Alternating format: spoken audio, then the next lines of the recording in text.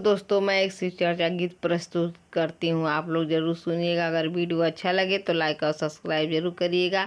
मेरे चैनल का नाम है देहाती सॉन्ग। अपने चैनल पर एक बार ज़रूर सर्च कर देखिए। अगर वीडियो अच्छा लगे तो कमेंट बॉक्स में ज़रूर लिखिए हमारा वीडियो कैसा लगा। तो चलिए वीडियो स्टार्ट करते हैं।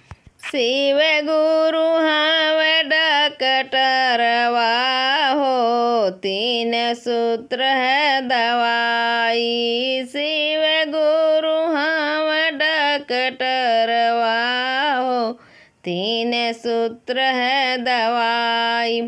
पहिले में दाया मंगिया शिव गुरु से, पहिले में दाया मंगिया शिव गुरु से।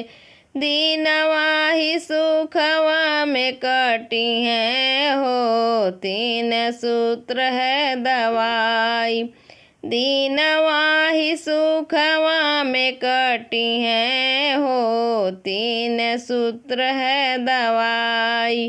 शिव गुरु हमें डकटरवा हो, तीन सूत्र है दवाई।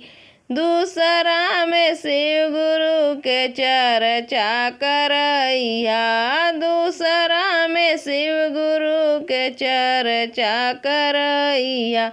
जीवन सुफल होई जाई हो, तीन सूत्र है दवाई।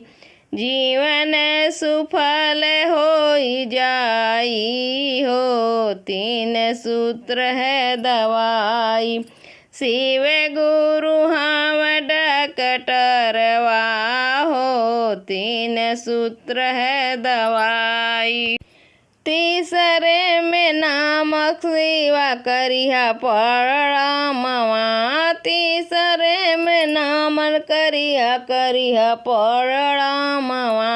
शिव गुरु दया बरसाई है हो, तीन सूत्र है दवाई।